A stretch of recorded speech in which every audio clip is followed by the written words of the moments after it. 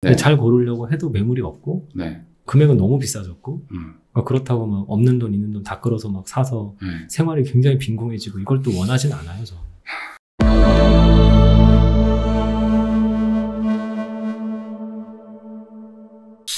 그러면 지금 결국에 이 뭐 저도 그렇지만 이 집값이 막 무조건 올라간다고 해서 다들 해피한 게 아니고 안 행복해요, 전혀. 네. 이게 집을 가지고 있는 분들도 이렇게 막 급등하는 걸 바라지 않거든요. 세금만 많이 내요. 네, 천천히 그냥 뭐 은행 이자보다 좀 더 벌면 되겠다라는 식으로 시작을 하던 분들인데 갑자기 이렇게 항상 급등기를 만나게 되면 어찌 보면 막 강력한 규제들도 들어오고 막 여러 가지 세금도 막 늘어나니까 힘들어들 하시는데 지금 결국에 이 문제를 해결을 하려면 어쨌든 그래도 이 국가의 운영이라는 거는 이런 뭐 심각한 사회적인 문제가 돼버렸는데 해결은 해야 되잖아요. 그러면 결국엔 공급이 가장 중요한 거 아닐까요? 근데 지금까지 공급으로 해결하려는 노력은 한 번밖에 안 했던 것 같은데요. 한 번이라면 뭘 말하시나요? 얼마 전에 돌아가신 분이 200만 원 건사. 200만 원. 그러면 결국에 지금 공급 얘기를 많이 하고 계시는데 그게 어떻게 보세요? 그게 지금 어떤 유효한 전략이라고 보세요? 그거라도 안 하면 해야 될 건 해야 되는데 이제 그게 시간이 걸리니까 뭐 당장 하루아침에 빵 굽듯이 하는 게 아니니까 그게 걱정인 거죠. 그러니까 진작했어야죠. 17년, 18년 정도에. 근데 그때 입주 좀 많았으니까 괜찮다. 그래서 아까 제가 그때 세수 추정 상승률 근거치 공개해야 된다고 말씀드리는 거예요. 그러니까 뭐 소위 여유 부렸다라고 봐야 될까요? 그렇게 좋은 표현은 안 쓰고 싶어요. 알겠습니다.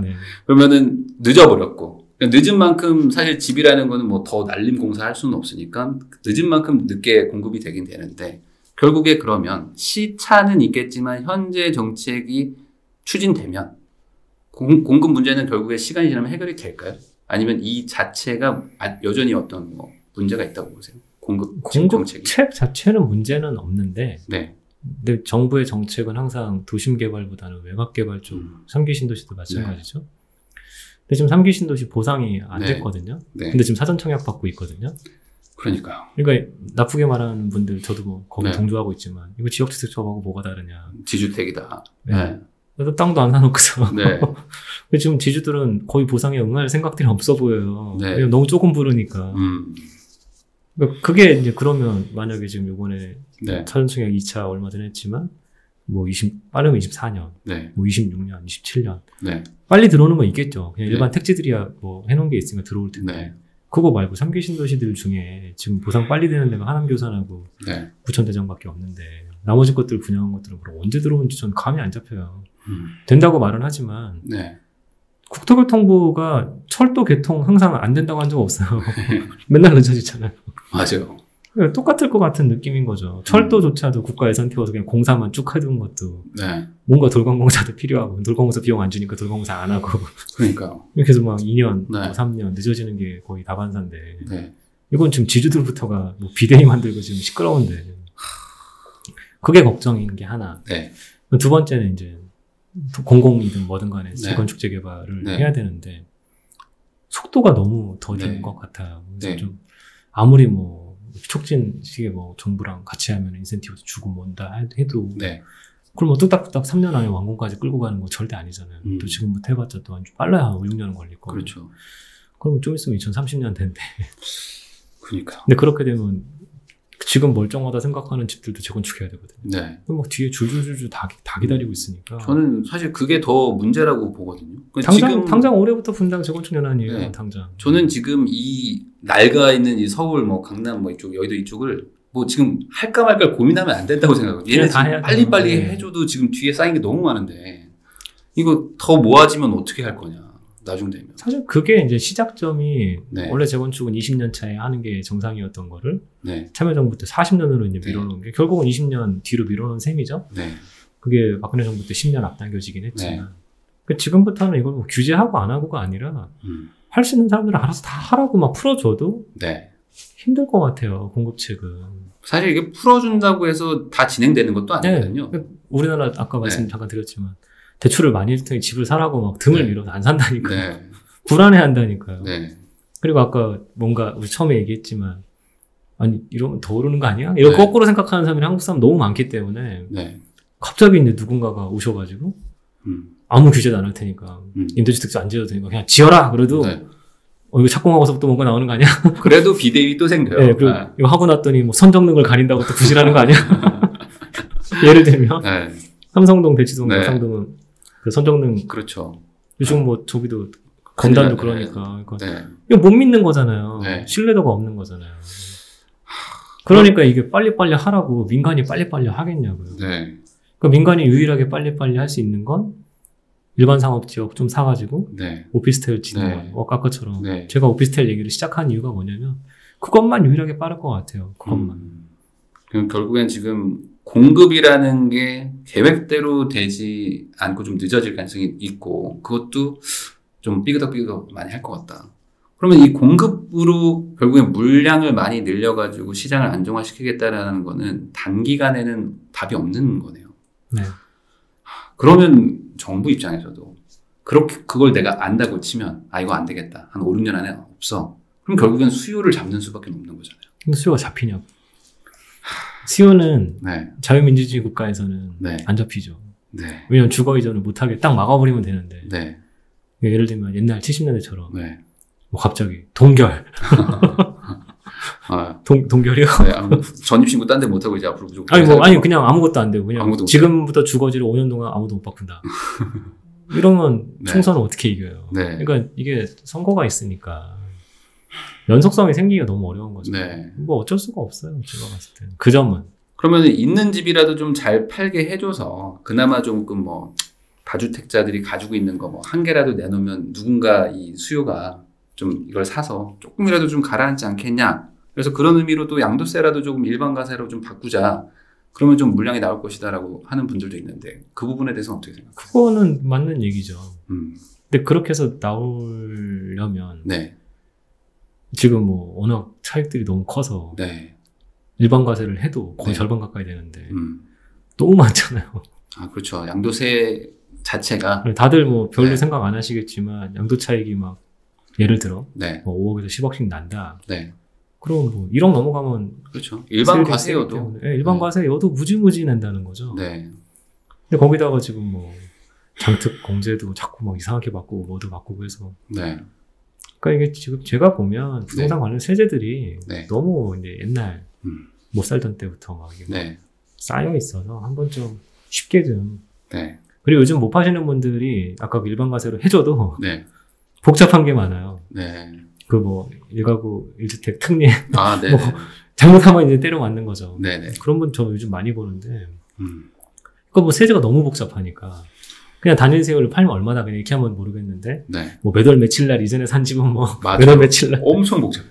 세무사도 모르는데요, 뭐. 그러니까. 제가 와서 국세청은 틀리면 다 맞다고 할 수도 있다고 생각해요, 서로. 아니, 예전에 유권 해석 한 다음에 갑자기 말 싹 바꿨잖아요. 네. 그러니까 이게 문제가 있으니까. 네. 그러니까 너무 복잡해서 이제는. 네. 그러니까 까딱하면은, 대목 생각할 수 있는 거죠. 네. 이러니 누가 팔겠어요. 그 만약에 세금 얼마 안 나면 팔았다가. 네. 중과세 때려 맞아가지고. 네. 와, 그럼 하나도 안 남는데.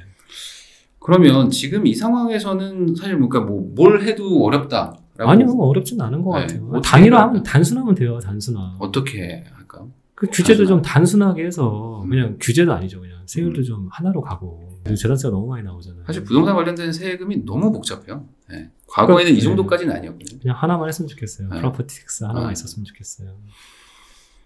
근데 그러면 이제, 싼 집 갖고 있는 분들이 더 많이 내게 될 가능성이 높아요. 그럴 수 있죠. 네.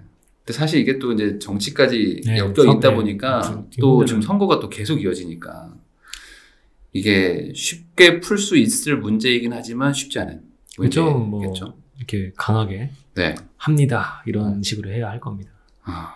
근데 또 워낙 또 요즘에 또 가격이 격차가 많이 나다 보니까 쉬운 얘기는 아닐 것 같은데 요것도 있잖아요. 지금 종부세 1주택자 지금 양도세 그 비과세 기준도 좀 높여주고 아직 법이 통과는 안 됐지만 그리고 통과 금방 시킬 것 같이 하더니만 그게 또 세금이니까 아직도 통과 안 그러면은 결국에는 지금 이 꼬여있는 상황이 어쨌든 뭐 내년 안에는 쉽게 풀리지는 않을 것 같고 그리고 이게 뭐 아직 변수 많지만 내후년 내후후년에도 어쨌든 뭐 이 기조는 계속 간다고 봐야 되면 상당히 고통스러워하는 분들은 무주택자 분들일 것 같아요. 무주택자 분들은 조금이라도 좀 떨어져서 내가 살 수 있는 그 사정권에 들어오기를 바라시는 분들도 많잖아요. 근데 무주택자가 두 부류예요. 네. 그냥 안 사도 되는 분들이 있어요. 안 사도 되는 분들이요? 소득이 워낙 높아서 네. 그냥 월세 살아도 되는 분들이 있어요. 그런 분들은 집이 오르든 말든 상관없어요. 네. 그런 분들은 건물 사죠. 네. 네. 그런 분들은 뭐 집값이 오르든 말든 별로 그렇게 크게 화내지도 않으시고. 네. 문제는 그 집이 없는데 소득이 안 높은 분들이 되게 힘든 거죠. 그러니까 전세나 월세가 상승하면 부담스러운 분들. 네. 거기가 힘든 거죠. 네. 네. 근데 이런 분들이 다수일 거 아닙니까? 아무래도. 네. 그러면 이런 분들 입장에서는 결론은 사야 되는 거 아닌가요? 그러니까 살 수만 있다면? 저는 그거에 동의하진 않아요. 그래요? 네. 아까 말씀드린 대로 꼭 집을 산다는 게 네. 상승이기 때문에 이걸 버티기 힘들어서 사야 된다는 네. 얘기는 아닐 거라고 보는 게 아까 저희 잠깐 네. 뭐 3달 동안 10배 오른 적이 전국에 네. 2개나 있다는데 잘하시는 분들은 그거 하면 되잖아요. 아, 그러니까 다른 투자를 해서 집값 네. 상승률을 뛰어넘을 수 있는 네. 분들은 하면 할 수 있으면 그거 하시면 돼요. 뭐 네. 비과세잖아요, 아직도. 네. 이거 괜히 이거 엉뚱하게 그렇죠. 해가지고. 뭐 코인 중에는 뭐 올해만 10배 오른 것도 있더라고요. 뭐 한국 주식도 그렇게 오르는데. 네. 그러니까 저는 이게 꼭 요즘에 저한테 많이 오는 질문들이 막 소액 갖고 있는 분들이 뭐라도 사야 되나요? 꼭 끝에 뭐라도가 붙어요. 그 말은 안 사고 싶다는 뜻이잖아요. 네네. 아니요, 뭐라고 얘기하거든요. 꼭 그거 안 하셔도 되거든요. 이렇게 말씀드리는데 지금 아까 누군가가 얘기했다면서요. 글로벌 유동성 이렇게 만들었다고. 네. 그래서인지 지금 오르는 자산이 한두 개가 아니에요. 네. 근데 꼭 집을 고집할 필요는 없잖아요. 특히 보유세까지 내면서. 그래서 네. 돈을 잘 버실 수 있는 자신이 있으신 분들은 안 해도 돼요. 근데 좀 이렇게 빡빡하거나 네. 그리고 너무 현업이 바빠서 그런 것도 할 시간이 없는 분들은 집 한 채를 갖고 있으면 네. 되게 가족들이 편해져요. 딴 건 모르겠고. 근데 이제 이런 건 있잖아요. 어차피 집이라는 거는 뭐 평생 안 사고 전월세로 사시는 분들도 있겠지만 결국에는 그래도 뭐 정착의 개념으로 한 채는 좀 사려는 분들이 대다수잖아요. 그게 아니었던 세대가 지난 10년? 지난 10년. 네, 뭐 새 집 나오면 거기 잠깐 전세 살고. 그랬죠. 뭐 그때 네, 그때가 안 좋았으니까. 그때 저 회사 다닐 때도 저 윗사람 다 그런 얘기했어요. 신축 전세만 옮겨 다닐 거라고. 네. 이게 제일 좋다고. 네. 맞았죠. 그때는 그게 맞았어요. 그때는 그게 맞았죠. 네. 그런 생각이 있었을 때도 있잖아요. 그러니까 네. 아까 말씀하셨던 그것도 세대마다 생각에 따라 다른 거지. 네. 그러니까 요즘 들어서 다시 생각이 강화되는 거잖아요. 그래도 집 하나는 있어도 정착이 됐으면 좋겠다. 네. 근데 뭐 잘 모르겠는 게 요즘에 저 메타버스다, 뭐 노마드다, 뭐 네. 출근도 하지 말랜다, 뭐 이래가지고 정말 그 정착될 게 있나? 뭐 이런 사람들 생각도 좀 있을 것 같아요. 뭐 강원도에서 출퇴근하신다는 뉴스도 자꾸 나오고. 네. 그래서 제가 요즘 뭐 이렇게 강하게 말씀을 못 드리겠어요. 그냥 꼭 그래야 된다고 말씀드릴 수는 있는 건 굳이 그렇게 안 해도 될 것 같다. 네. 그가 요즘 저희 생각입니다. 네. 그러면은 제가 요거 좀 여쭤보겠습니다. 그러면 지금 청약 시장 이쪽이 아까도 처음에 얘기했지만 뭐 난리예요. 난리고 그러면 청약이라는 거가 이렇게 정말 수백 대 1, 뭐 1000대 1을 찍는다는 것 자체는 결국에 이 사람들이 뭐 손해보고 싶어서 사는 건 아닐 거고 이 시장의 판단으로 봐도 될까요? 앞으로 더 상승한다라고 본다라고 봐야 될까? 네. 그분들이 빠질 집을 청약 서로 나서서 네. 뭐 1000대 1씩 해서 네. 나 2억 손해봤어. 와 이럴 것도 네. 아니니까. 그러면 사야 되는 거 아니에요? 그러니까 그 결정은 본인이 하시는 건데 저는 그거에 대한 답을 네. 그러니까 한 2, 3년 전만 해도 네. 지금 참 저렴하니까 사세요라고 말했는데 이제는 비싸진 않은데 네. 싸진 않다고 말씀드리거든요. 네. 옛날처럼 막 아무거나 막 잘 골라서 사야 된다. 네. 잘 고르려고 해도 매물이 없고 네. 금액은 너무 비싸졌고 그렇다고 막 없는 돈 있는 돈 다 끌어서 막 사서 생활이 굉장히 빈곤해지고 이걸 또 원하진 않아요. 저는. 그래서 제가 자꾸 이 말을 좀 회피하는 거예요. 네. 안 하고 싶은 거죠. 네. 지금 당장 사십시오라는 말을 안 하고 싶은 게 그러기에 너무 괴로워졌어요. 그러니까 작년만 해도 이렇게 괴롭지 않았고 재작년만 해도 뭐 영끌하라고 말도 저도 했는데 이제는 영끌을 해서 될 수준이 아닌 사람들이 너무 많아요.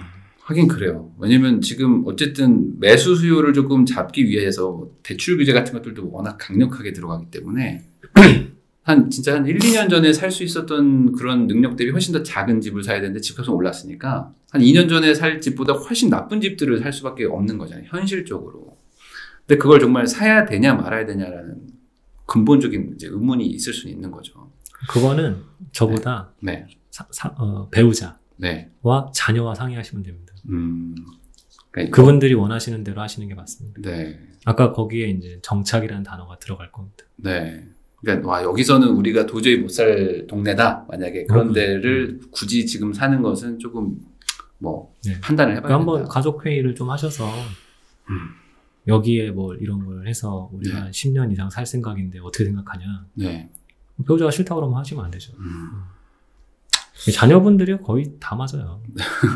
자녀가 생각하는 기준이 보통은 맞다. 제가 봐도 뭐 요즘 어린애들 다 알아가지고 네. 좋고 나쁘고 다 합니다.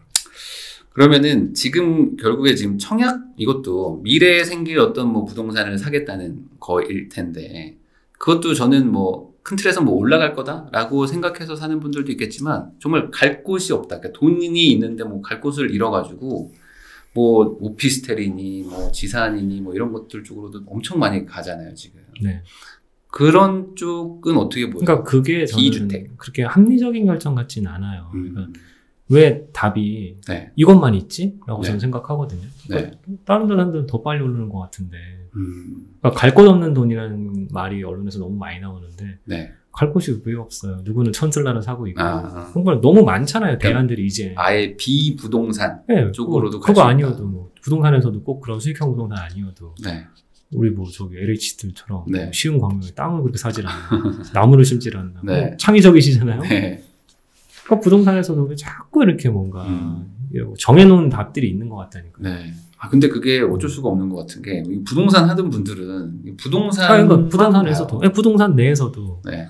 누구는 스타벅스 개발을 했고 뭐 예를 들면 네. 누구는 뭘 하고 네. 정말 많잖아요. 부동산이라는 동네가 얼마나 영역이 넓은데 너무 그러니까, 편협하게 보고. 네, 그냥 자꾸 다들 야, 지산이 좋대. 네. 뭐 바닥난방 120제곱미터 된다니까 오피스텔만 좋대. 네. 꼭 그렇게 자꾸 답을 내놓고 그때 가장 유행하는 것들만 하려는 분위기들이 너무 강한 것 같아요. 네. 나머지 것들은 폄하하고. 네.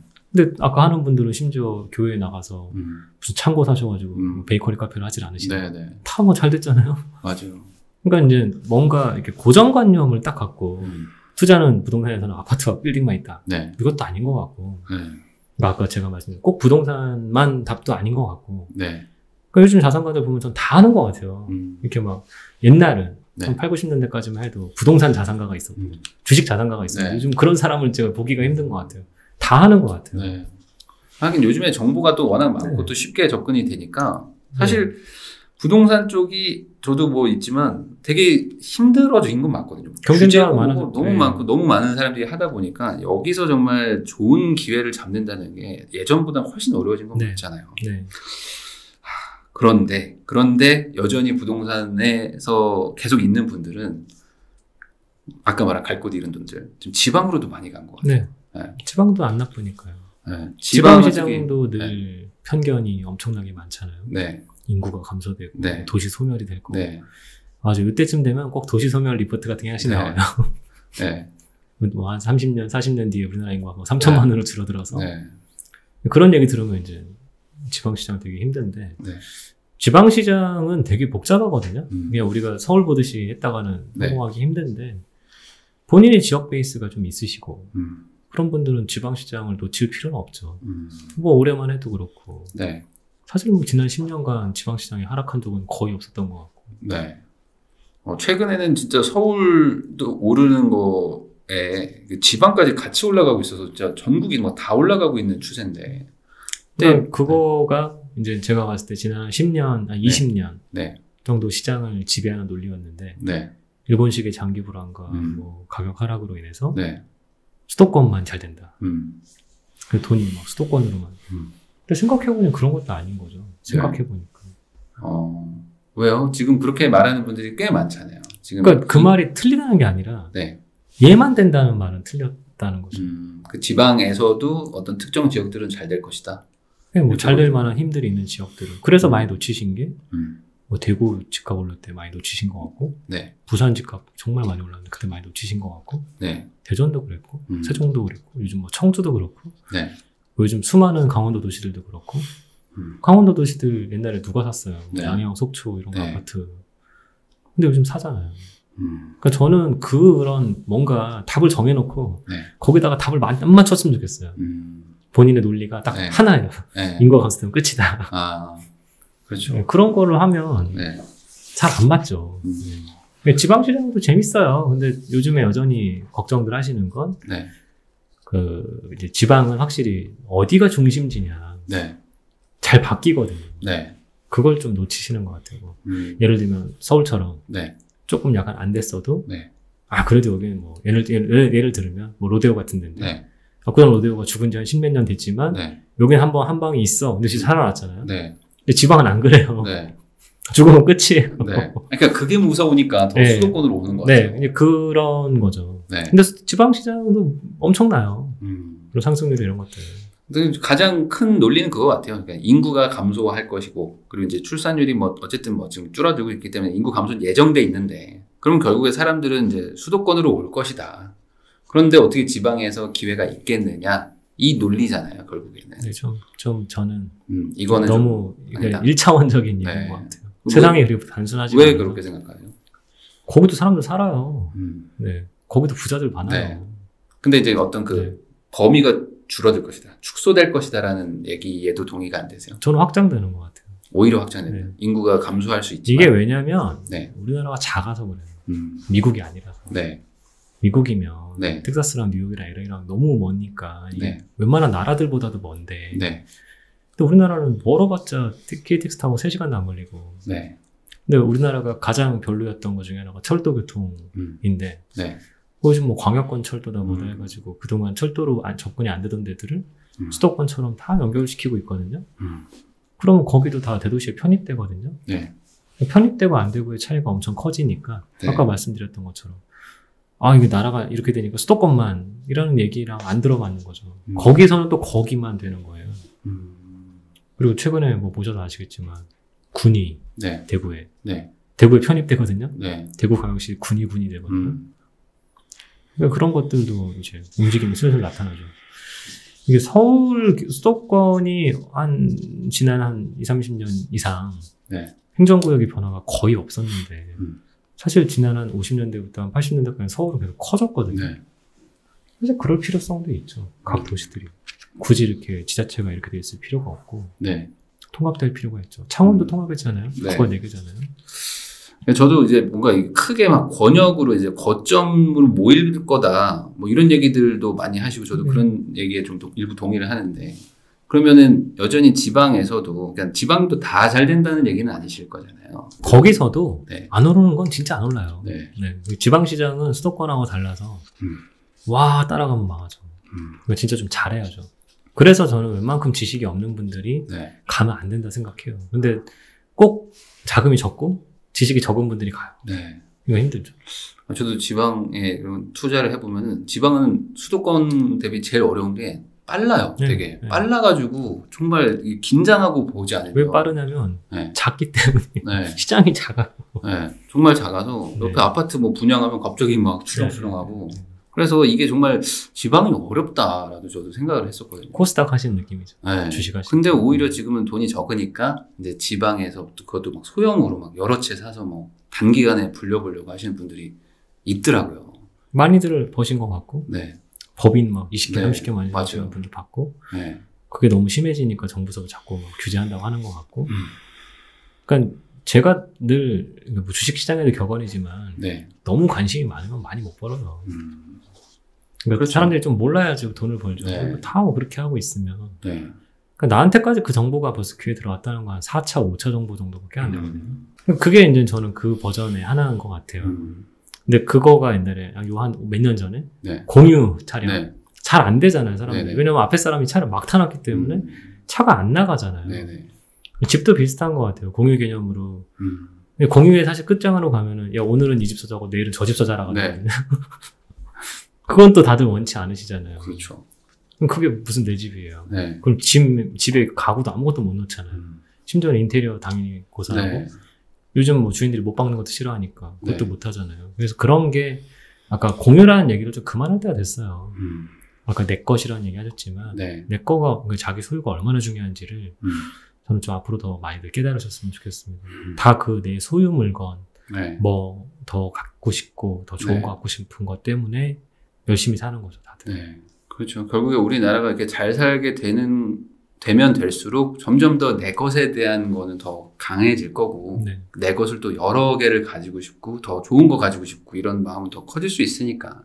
진짜 멋있는 건 내가 많이 가져서 그걸 남들한테 나눠주는 거예요. 네. 남들한테 나눠달라고 미리 주장하는 것보다. 그게 미국식 부자들 아닙니까? 그렇죠. 내가 잘 된 다음에 나중에 나눠주는 게 어찌 보면 가장 선순환 구조를 만들 수 있는 서로 계속 좋죠. 그런 사회가 됐으면 좋겠어요.